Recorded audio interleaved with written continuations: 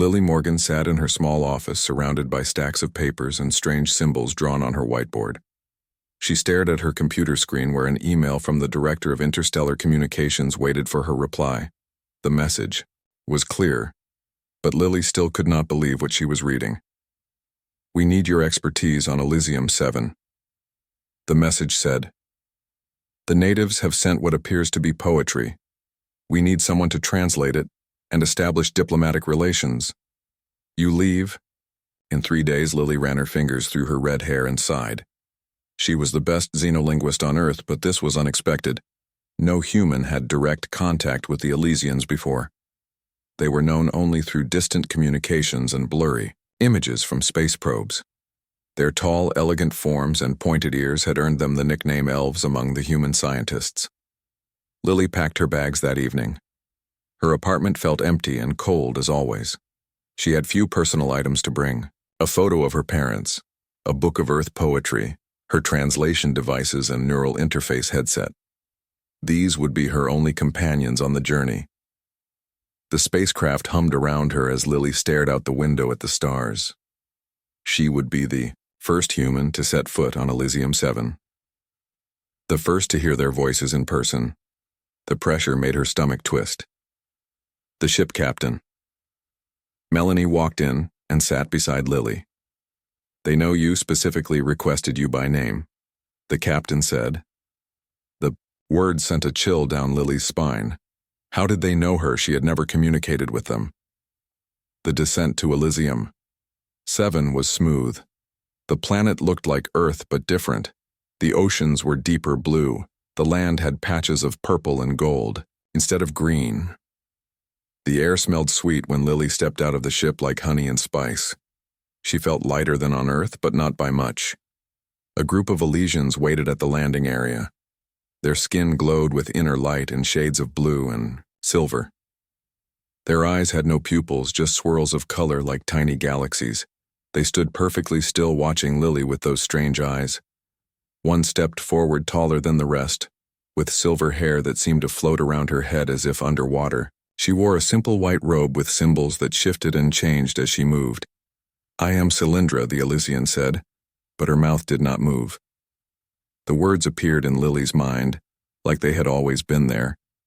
"We have waited many cycles for you, Flame." Speaker Lily felt dizzy. The voice in her head was musical but overwhelming. She steadied herself. "We come in peace," she said, using the standard greeting. "I am here to translate the poems you sent to Earth." Cylindra tilted her head. "The poems were meant for you alone," she said.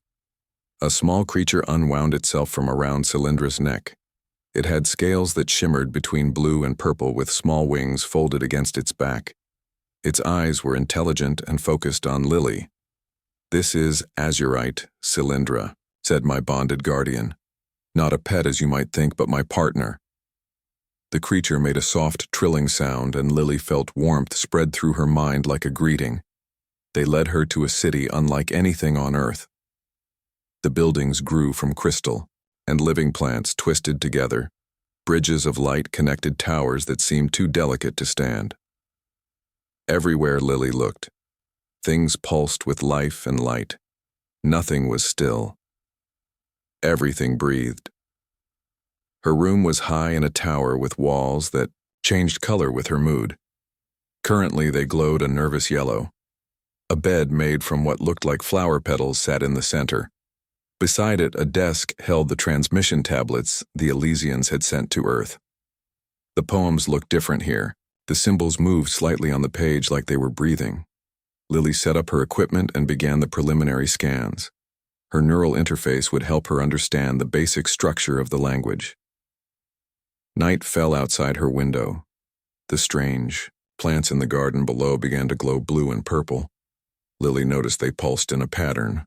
That pattern seemed familiar somehow. She placed her hand on her chest. The plants pulsed in time with her heartbeat. She pulled her hand away, but the plants continued to match her heart exactly. A soft knock came at her door. Cylindra entered without waiting for a response. The Elysian glided rather than walked, her feet barely touching the floor. Azurite rode on her shoulder. his scales now a deep, midnight blue.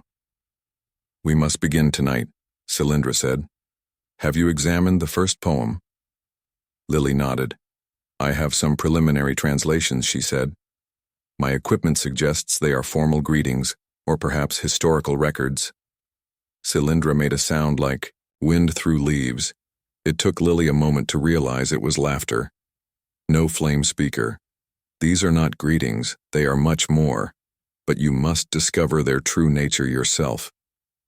Read the first poem aloud. Please use your voice." Lily hesitated then, picked up the first tablet. The symbols moved faster as she touched it almost eagerly. She began to read, stumbling over the strange sounds. The words felt hot in her mouth like drinking spiced wine. The room temperature seemed to rise as she spoke. As she finished the last word, Lily gasped. The plants outside her window flared with bright light. The walls of her room turned deep red. Azurite chirped and unfurled his wings. They were larger than they should have been for his small body. "Excellent," Cylindra said. "The first binding is complete. You speak our language with natural grace." "The chosen one, indeed." "What binding?" Lily asked. "What do you mean, chosen one?" "I came to translate documents for diplomatic relations, not for any binding." Cylindra moved closer. Her scent was like cinnamon and starlight if starlight had a smell. "The poems are a pathway," she said. "They were created for one who could awaken the sleeping heart of our world. We have waited 5,000 years for one whose voice could speak the words properly. Your Earth governments do not understand what they sent you to do." Lily backed away. "I should contact my ship," she said. "My supervisors need to know what these poems really are." But Cylindra shook her head. "The binding has begun," she said. "When you spoke the words, you accepted the first connection. The second poem must be read at sunrise. Tomorrow you will understand more." When Cylindra left, Lily tried to use her communication device to contact Earth, but it would not work. The screen showed only swirling patterns like those in Cylindra's eyes. Outside her window, the entire city pulsed with her heartbeat. Faster now as fear crept through her. She examined the poems again, looking for clues. The symbols seemed to respond to her touch. Now she noticed small patterns she had missed before: mathematical sequences, genetic codes, DNA strands. She compared them to her own genetic profile in her medical files. The match was perfect. The poems were written specifically for someone with her exact genetic structure. But how could the Elysians have known her genetic code before humans ever came to their world? Lily lay on the petal bed, unable to sleep. Azurite had stayed behind, hiding in the corner of her room, watching her with intelligent eyes. In the darkness, those eyes glowed like embers. "What are you?" she whispered to the creature. "What am I doing here?" The creature unfurled its wings again. In the moonlight, they looked larger than before. Lily began to see that what she thought was a small lizard might be something else entirely. Something from Earth legends. Something impossible. A dragon, sleep flame speaker. Azurite's voice whispered in her mind. "Tomorrow you begin to change our world, and we begin to change you." 14 days passed since Lily first arrived on Elysium 7. Each morning she read one poem aloud as Cylindra instructed. Each night the city glowed brighter. Her connection to the strange world grew stronger. She could feel the pulse of life beneath her feet when she walked barefoot on the crystal paths. The poems were not what they seemed. Lily had translated enough to understand they were not diplomatic messages. They contained patterns that resonated with her DNA. They were calling to her on a cellular level. Each word she spoke changed something inside her. When she looked in the mirror, her eyes had tiny flecks of light in them like stars. Her skin seemed to glow faintly in darkness. Her hair moved slightly, even when there was no wind. These changes frightened her but also excited her. She felt more alive than ever before. Azurite grew larger each day. Now the size of a large dog, he no longer hid his true nature. His wings stretched wide when they were alone. He spoke, directly into her mind, showing her images of Elysium. She saw vast underground caverns where massive dragons slept. She saw the core of the planet, a crystal heart that beat in time with her own. This evening, Lily confronted Cylindra in the garden. They sat beneath trees with leaves that chimed like bells when the wind blew. "These poems are not what my people think they are," Lily said. "They are changing me. They are some kind of bonding ritual." Cylindra nodded, her silver hair floating around her face.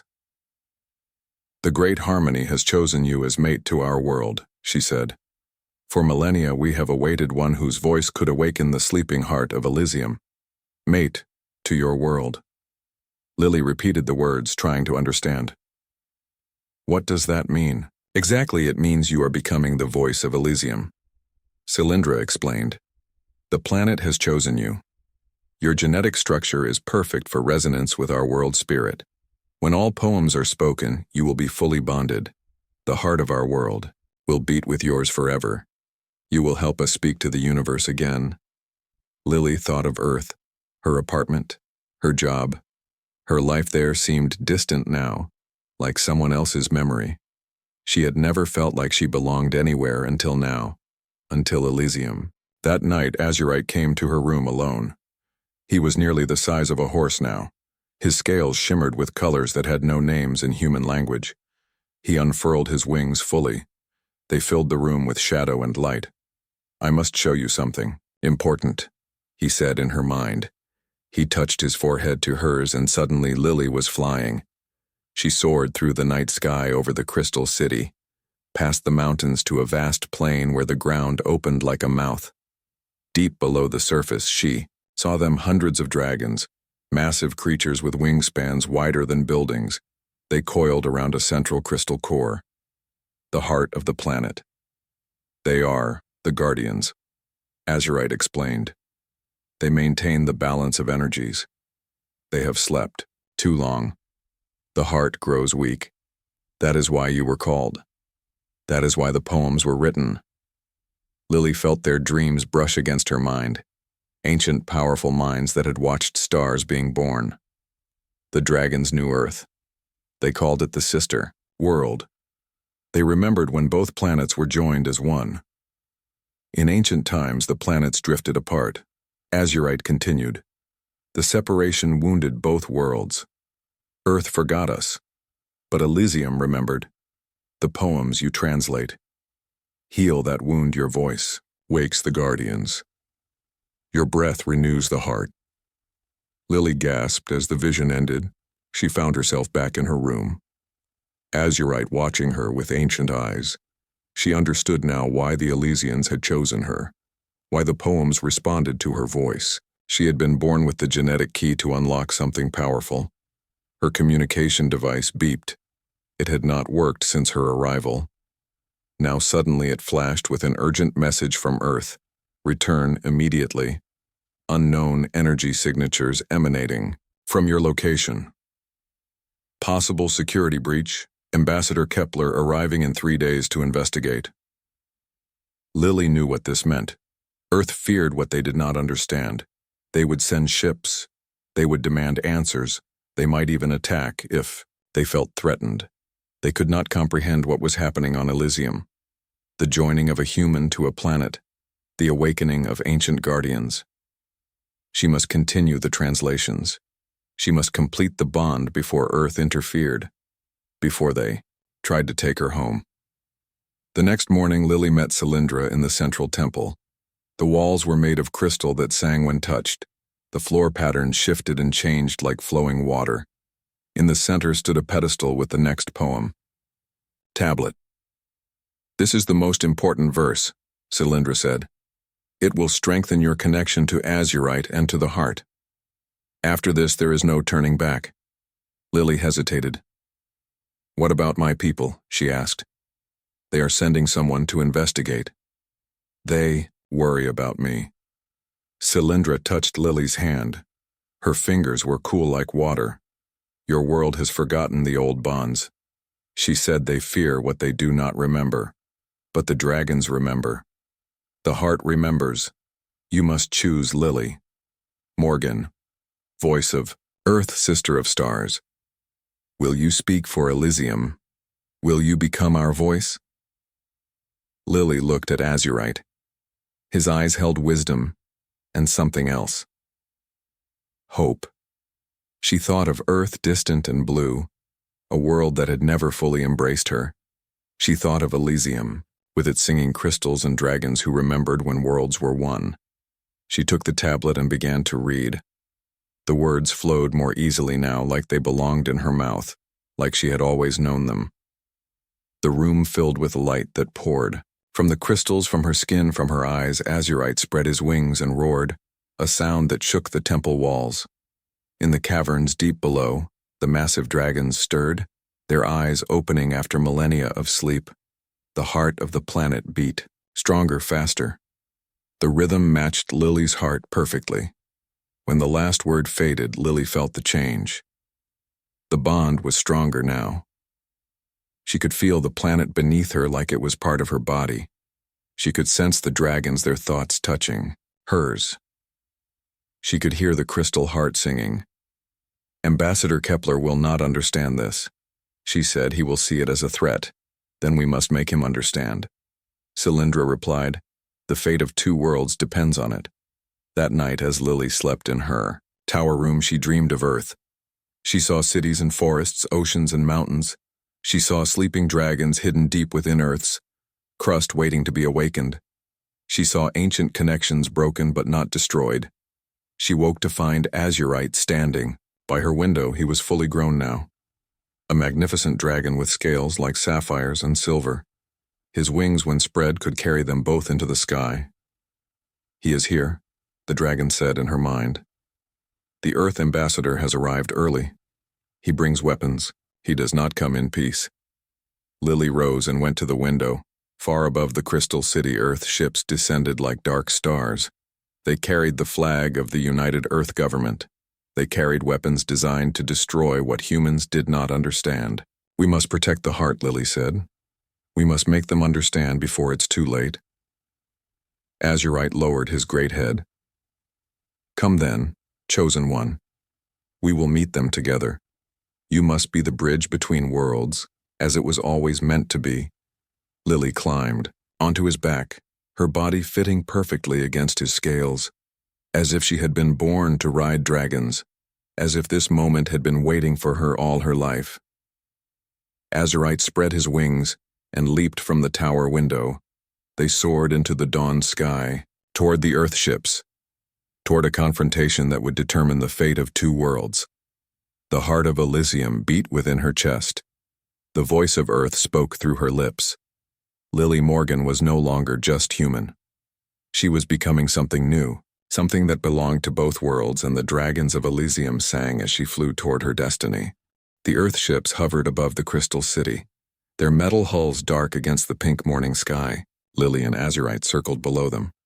The dragon's wings created powerful gusts of wind that made the crystal buildings sing. A voice boomed from the largest ship. This is Ambassador Kepler of Earth. We demand the return of Dr. Lily Morgan. Surrender her immediately, or we will take action. Lily patted Azurite's neck. Take me closer, she said. I need to speak with them. The great dragon rose higher until they faced the main ship. Lily could see figures moving. Behind the viewports, she raised her hands to show she carried no weapons. This is Dr. Lily Morgan, she called out. I am here willingly. There is no need for weapons or threats. A hatch opened on the ship. A man in a black uniform stepped out onto a small platform. He had gray hair and hard eyes. He looked at Lily with suspicion, then at Azurite with fear. What is that creature? He demanded. And what has happened to you, Morgan? Your eyes, your skin, you look like them. Lily tried to explain about the poems, about the ancient connection between Earth and Elysium, about the dragons who maintained the balance of both worlds, but Ambassador Kepler shook his head. You have been compromised, he said. These aliens have done something to you, changed you. We are taking you home for examination before Lily could respond. Another voice joined the conversation. No, not Kepler, but another Elysian, a male with skin like burnished copper and eyes that burned like coals. She belongs to Elysium now. The new Elysian shouted. She is the betrayer, the one who will destroy our sacred isolation. Cylindra appeared on a crystal tower below them. Vexus, stop this, she commanded. The prophecy speaks of union, not destruction. The one called Vexus laughed, a harsh sound that hurt Lily's ears. The prophecy is a lie, he said to the gathered Elysians, who had come to watch the confrontation. Humans will corrupt. Our world, their machines, their greed, their wars, we must stop this bond before it is complete. Vexus raised his hands, crystals around his wrists glowed. With red light, a beam shot toward Lily and Azurite. The dragon, twisted in the air, barely avoiding it, the beam struck a tower instead. The crystal shattered into 1,000 pieces. Ambassador Kepler retreated into his ship, alarms blaring. Defensive positions, he shouted. We are under attack, no. Lily cried. Wait, it's not what you think. But it was too late. Earth ships deployed weapons platforms. Elysian warriors loyal to Vexus emerged from hidden places carrying crystal weapons that hummed with power caught between them. Ordinary Elysians fled into the buildings. This is the beginning of the awakening war, Cylindra said, appearing suddenly on Azurite's back behind Lily. It has been prophesied since the first song. You must complete the final translation before the convergence. Azurite dove away from the conflict, heading toward the mountains. Lily held tight to his scales as he flew faster than she thought possible. Wind rushed past them. The city fell away behind them. Where are we going? She asked. To the sacred caverns, Cylindra replied. Where the oldest poems are kept. Where the true heart of Elysium beats. We must complete your transformation before Vexus can stop it. Behind them, explosions lit the sky. Earth weapons firing Elysian crystals. Responding. The beginning of a war between worlds that should be allies. The mountain range loomed before them. Azurite flew into a narrow canyon, then up a hidden path to a cave mouth so small he had to fold his wings tight to enter inside. The passage widened, leading deep into the mountain. The air grew warm and smelled of minerals and ancient things. They landed in a vast cavern lit by glowing crystals larger than houses. Water flowed in channels along the floor, forming patterns like the symbols in the poems. Lily had translated. The walls were covered in writing older than the poems, a script that seemed to shift and change as she looked at it. These are the words of making, Cylindra explained as they dismounted the original language from which all others sprang. Few can speak it without unraveling their own existence, but you must learn it now. The final poems are written in this tongue. Lily approached the wall. The symbols responded to her presence, glowing brighter. When she came near, she reached out to touch one and felt a shock run through her body. Her fingertips glowed briefly with the same light. As the symbol, I can feel them, she whispered. They're alive. Yes, Cylindra said. All language on Elysium lives. It has power. It shapes reality. When you speak the poems, you reshape the world slightly. You strengthen the bond between Elysium and Earth. You heal the ancient wound. Distant boom echoed through the cavern. Dust fell from the ceiling. They follow us, Azurite said, both humans and Vexus's followers. The war has begun in earnest. We must hurry. Cylindra led Lily deeper, into the caverns, past underground lakes and crystal formations that defied gravity. The writings on the walls grew older, more primal, almost painful to look at.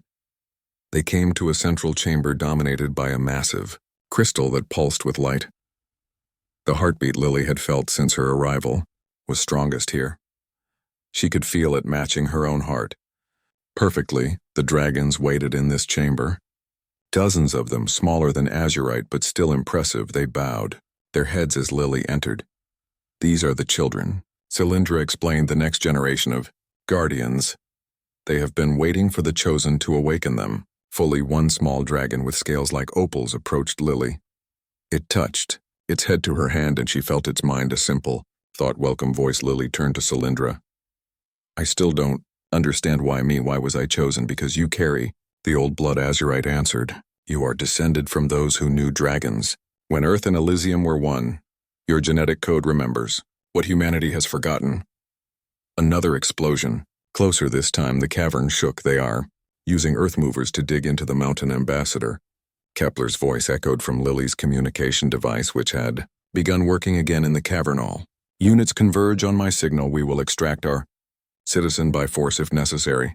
Simultaneously, another voice, a harsh whisper that could only be Vexus, find the heart chamber, bring the severance crystals. We will cut her connection to our world. Cylindra's face showed fear for the first time.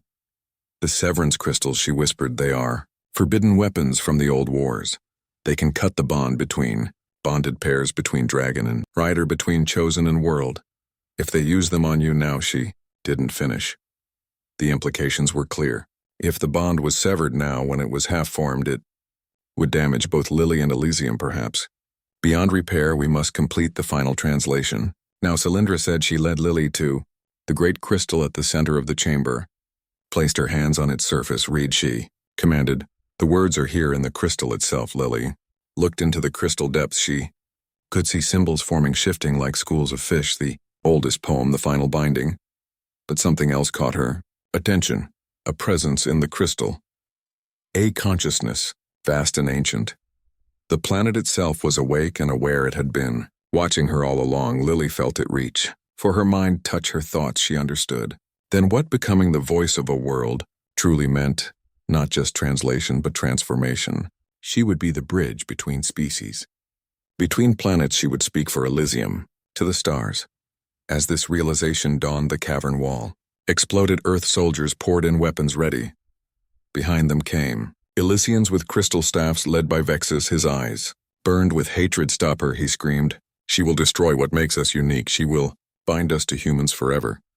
The smaller dragons formed a protective circle around Lily, Cylindra, and Azurite. Earth soldiers raised their weapons. Vexus lifted a black crystal that pulsed with dark energy. In that moment, Lily knew what she had to do.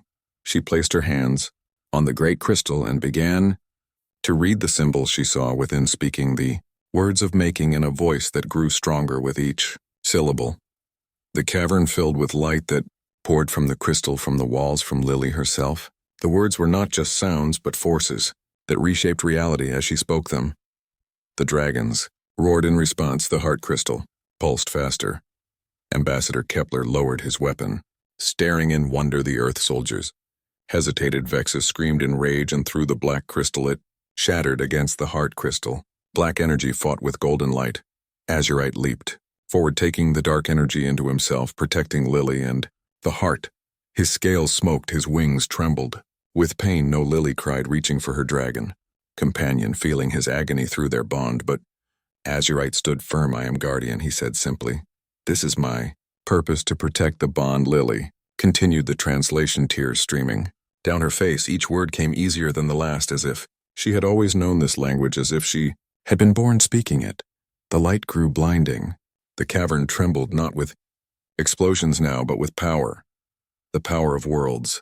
Remembering their connection, Ambassador Kepler dropped to his knees. The earth soldiers followed suit.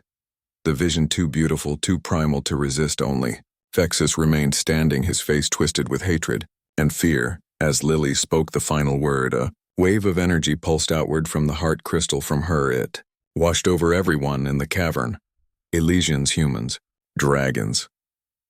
It connected them all for one moment in perfect understanding. The awakening war had begun, but so had something else, something that might end all wars between Earth and Elysium, the remembering. 3 days after the confrontation in the heart chamber, both Earth forces and Vexus followers had established bases on Elysium. The planet was divided. Earth ships controlled the skies. Vexus and his rebels held most of the surface. The peaceful Elysians, led by Cylindra, along with Lily and the dragons, retreated deeper into the sacred caverns.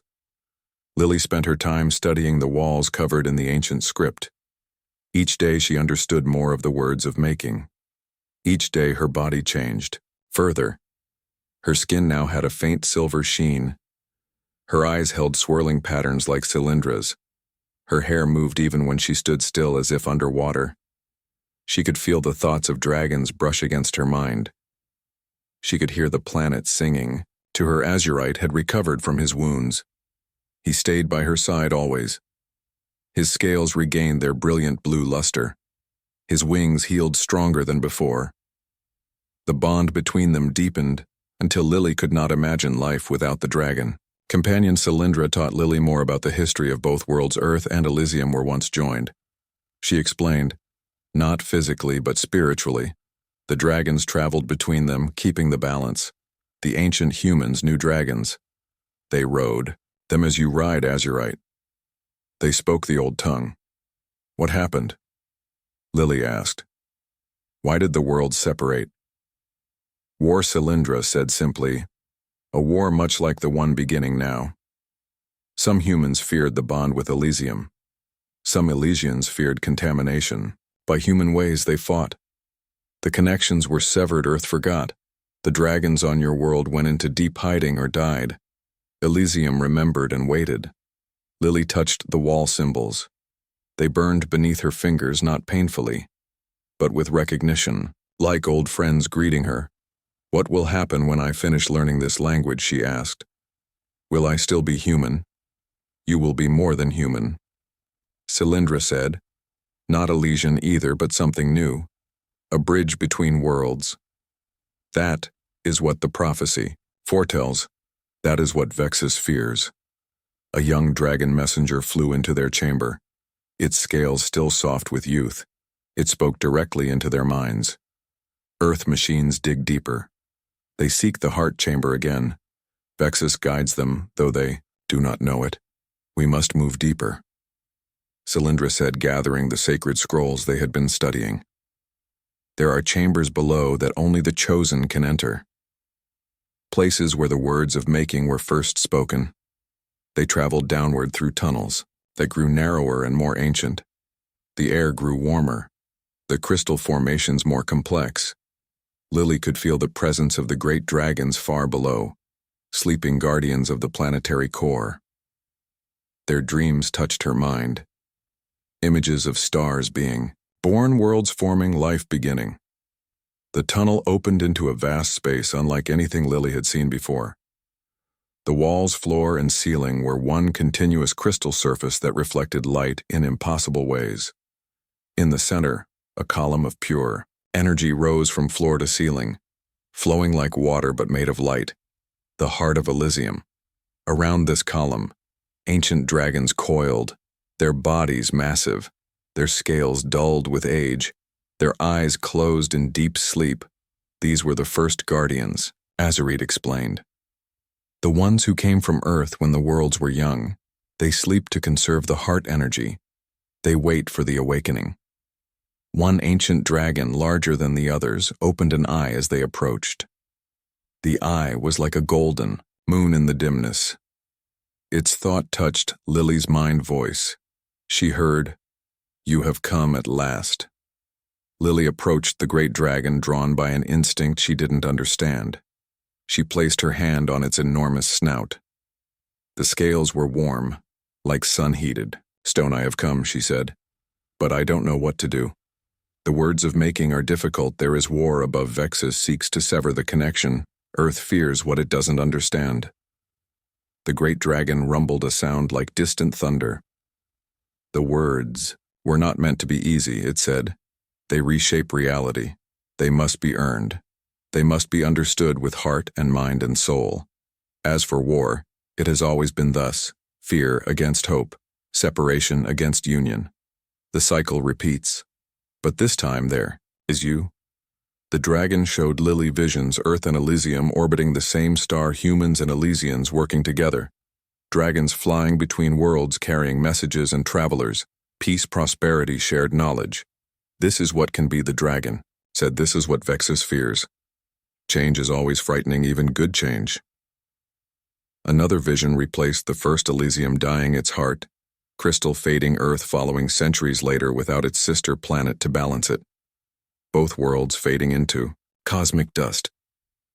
"This is what will be if the connection remains broken." The dragon continued. "The severance was never meant to be permanent. The wound festers in both worlds. You feel it on Earth, though your people have no name for it. The emptiness, the longing, the search for meaning beyond your own world." Lily understood the emptiness she had felt all her life, the sense of not belonging, the drive that led her to study alien languages.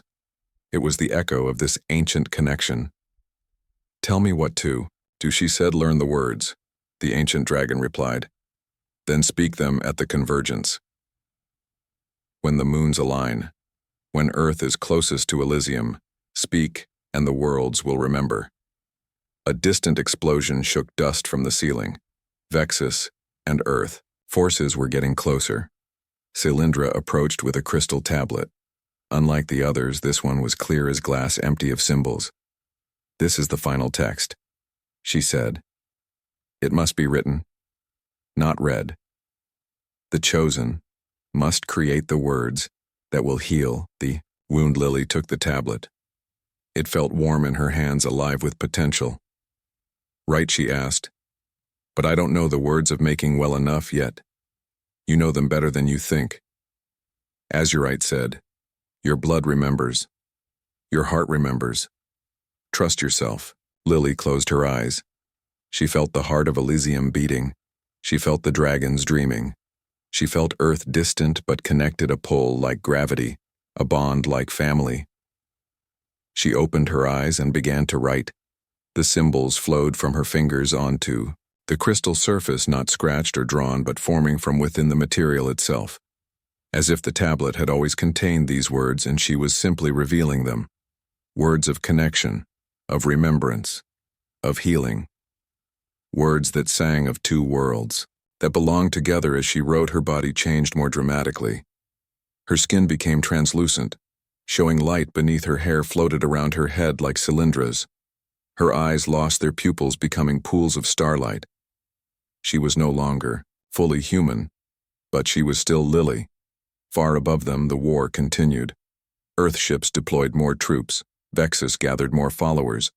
They fought on the surface, neither side understanding what was truly at stake.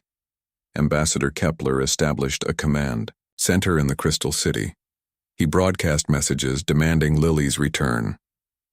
Earth governments spoke of alien abduction, of diplomatic incidents, of possible military action. The humans did not understand. They had forgotten too much. Vexus found ancient weapons in abandoned temples, devices that could sever the psychic connections between bonded pairs, between dragons and riders, between Lily and Elysium. His hatred drove him deeper into forbidden knowledge. He captured a young dragon, one of the children from the heart chamber. He used the severance crystal on it, cutting its bond to its rider to the planet. Lily felt the dragon's pain through the network that connected all life on Elysium. She screamed, dropping the writing tablet, clutching her chest. The agony was unbearable, not just physical but spiritual, a tearing of something precious. The ancient dragon roared. The cavern shook. Energy flared from the heart column. All the sleeping guardians stirred, their eyes opening in unison. "It has begun." The Ancient One said, "Vexus has crossed the final boundary. He has wounded a guardian. He must be stopped." Lily picked up the tablet. She had nearly finished the text. Just a few more symbols. But the pain from the severed dragon made it hard to focus, hard to remember. Azurite pressed his head against hers, sharing his strength. "I am with you," he said. "We all are." Lily continued writing. Through the pain, through the fear, through the doubt. The final symbols took shape on the crystal. "There," the ancient dragon said, "it is done. Now you must take this to the surface. You must read it at the convergence, when the moons align, when Earth is closest in its orbit. The words will open the way. But the war," Lily said, "they will try to stop. Me. Vexus will use his weapons. Kepler will try to take me back to Earth. You will not go alone," Cylindra said. "The dragons will rise, all of them, even the ancient ones. For this moment they have slept and waited." The great dragon uncoiled its massive, body-stretching wings that had not been used in millennia. Others followed. Their combined movement sent tremors through the cavern, through the entire planet. On the surface, both Earth forces and Vexus followers felt the ground shake. Buildings trembled, crystal towers swayed. The heart of Elysium beat faster, stronger, as if the planet itself was waking up. In his command center, Ambassador Kepler received new readings from his science team. Massive energy signatures from below. Life forms larger than anything recorded movement toward the surface. In his rebel base, Vexus felt the change too. He clutched his severance crystal. The last and most powerful, he had saved it for the chosen one, for Lily. If he could cut her connection to Elysium, the prophecy would fail. The old ways would be preserved. His world would remain pure, untouched by humans. But it was too late. deep below the surface. Lily mounted azurite, the tablet secure against her chest. Cylindra and the other Elysians prepared the way. The ancient dragons rose from their long sleep, their wings creating winds that howled through the caverns. Their minds joined in a single purpose: to protect the chosen, to heal the wound between worlds. The dragons rose from the depths of Elysium, hundreds of them, their wings creating storms, their eyes blazing with ancient fire. Leading them was Azurite, with Lily on his back. Her skin glowed with inner light. Her hair floated around her head like a silver halo. The crystal tablet she carried pulsed with energy. Dawn approached. The convergence was near Elysium's. Twin moons moved into perfect alignment. Earth appeared in the sky, a blue jewel against the darkness. The sister worlds so long separated, now watching as its fate was decided. In the Crystal City, Ambassador Kepler saw the dragons rise. His instruments went wild, energy readings off the scale, life signs unlike anything recorded in human history. His soldiers raised weapons, defensive, systems locked on targets. In his mountain fortress, Vexus gathered his followers. They carried severance crystals, the forbidden weapons that could cut the bonds between worlds. The rebel leader clutched the largest crystal, a black shard that drank light. The one meant for Lily. Aim for the human woman, he commanded. She is the key to their plan. Stop her, and we preserve our world. The dragons flew in formation toward the Temple of Voices, an ancient structure at the center of the Crystal City, a place where the words of making were first spoken when the worlds were young. It stood empty now, its purpose forgotten by most Elysians. But Cylindra remembered. She waited there, preparing the way Earth ships moved to intercept the dragonflight. Ambassador Kepler watched the approaching creatures with fear and wonder. They were impossible creatures of legend, yet they flew before him. His scanners showed the human woman at the lead. Lily Morgan, but changed. No longer fully human. She rides. The lead dragon, Kepler's second in command, said, "Her vital signs are altered. Her DNA is shifting. Should we open fire?" Sir Kepler hesitated. The dragons made no aggressive moves. They simply flew toward the city, toward the central temple. Their purpose, unclear but not immediately threatening. "Wait," he said, "let me try to communicate." He opened a channel to Lily's communication device, which still functioned. "Despite everything, Dr. Morgan, can you hear me? This is Ambassador Kepler. Please respond." Lily heard his voice. It seemed distant, less real than the song of the planet beneath her, the thoughts of dragons around her. But she answered, "I hear you. Ambassador, I am going to the Temple of Voices. The convergence is beginning. I must complete the translation." "What translation?" Kepler demanded. "What are you doing with these creatures?" Healing, Lily replied simply, "I am healing a wound between worlds. You can help, or you can hinder, but you cannot stop what has begun." The ground shook again. More violently this time. Buildings swayed. Crystal towers chimed in disharmony. The planet itself trembled on the edge of transformation. Vexus felt it too. The shaking grew stronger beneath his feet. His followers looked to him with fear. "What is happening?" one asked. "The convergence has begun," Vexus said grimly. "She approaches the temple. We must stop her now." His rebels moved out, carrying their dark crystals, their faces grim, their purpose clear: to prevent change, to keep their world isolated, pure, even if it meant its eventual death. The ancient dragons sensed the danger. They surrounded Azurite and Lily, creating a living shield, their scales deflecting energy weapons, their wings blocking dart ships. Their minds joined in purpose to protect the chosen, to ensure the convergence. Lily saw the Temple of Voices ahead, a spiraling tower of crystal and light, its surfaces carved with the words of making, its peak aimed at the aligning moons, at Earth visible in the morning sky. Cylindra waited. At its entrance, her arms raised in welcome. Vexus and his followers reached the temple first. They formed a barrier, Dark crystals raised, ready to sever the bond between Lily and Elysium, between Earth and its sister world. Kepler watching from his command ship saw the confrontation building. He saw the dragons descending toward the temple. He saw Vexus and his dark weapons. He understood suddenly that this was not about Earth versus Elysium. This was about the future of both worlds. The greatest, guardian dragon, the ancient one from the deepest cavern, landed before Vexus. Its size dwarfed the rebel leader. Its golden eyes gazed into his. "You fear change, little one." It spoke into his mind. "You fear loss of identity, loss of purity. But nothing remains pure. Nothing remains unchanged. Change is life. Stagnation is death. Your world dies. Your efforts hasten its end." Vexus screamed, raising the black crystal. It flared with dark energy. A beam shot toward the ancient dragon. "No," Lily cried. "We felt the dragon's pain through their shared bond, felt its life force weakening. The oldest guardian, the keeper of memory, its loss would be devastating." She directed Azurite downward. They landed at the temple entrance. Cylindra rushed to meet them.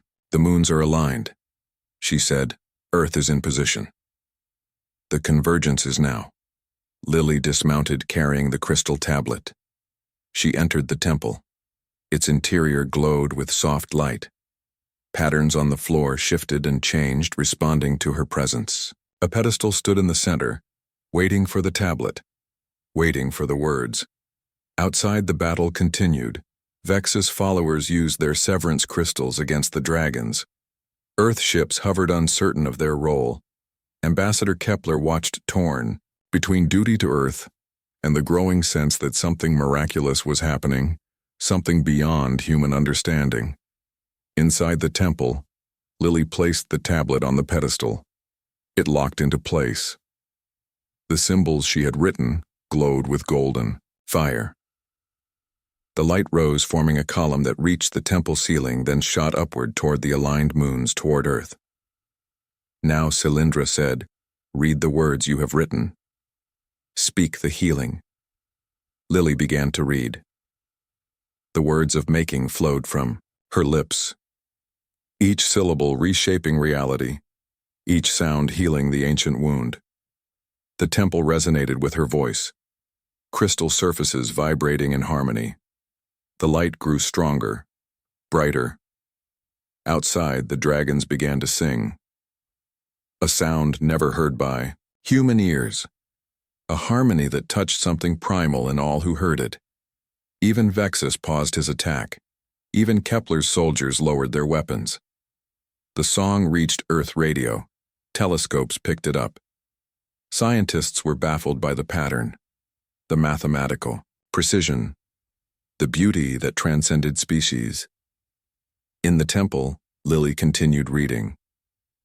As she spoke, her body changed further. Light poured from her skin, her form blurred at the edges, becoming part energy, part matter. She was the bridge between worlds, becoming neither fully human nor Elysian, but something new, something that could speak for both. The light column widened, touching the aligned moons, then reaching farther to Earth itself.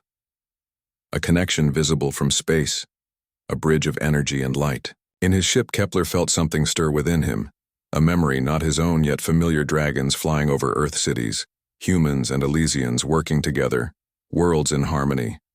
His hand moved without conscious thought, opening a channel to all Earth. "Ships, stand down," he ordered. "All units, stand down. This is not an attack. This is a reunion." Vexus saw the light bridge forming. He raised his black crystal for one final attempt, the most powerful severance, the one that could cut the connection forever. But one of his own followers stopped him. A young Elysian woman placed her hand on his arm. "Listen," she said. "Can you not hear it? The song, the memory." And Vexus heard. Despite his hatred, despite his fear, he heard the dragons singing. He felt the stirring of ancient memory. He remembered when worlds were one, when there was no fear, only harmony. The black crystal fell from his hand. It shattered on the temple steps, its darkness absorbed by the growing light. In the temple, Lily spoke the final word of making the most powerful, the one that meant unity, connection, remembrance, healing, the word that existed before language itself, the sound that began all creation. The light exploded outward from the temple. From her, a wave of energy that washed over the entire planet, over the moons, over Earth itself. For one moment everyone felt it. The connection, the memory, the truth of their shared past, the possibility of their shared future. When the light faded, Lily stood changed. Her form, stabilized, but altered. Her skin had a permanent silver sheen. Her eyes held stars. Her hair moved like living silver. She was the voice of Elysium, the bridge between worlds. The chosen, she walked from the temple, azurite at her side. The dragons had landed, filling the city center. Their song quieted but still humming in the air. Earth ships descended. Kepler stepped out, his face filled with wonder. "What happened?" he asked. "What was that light? That song I felt." Something remembered.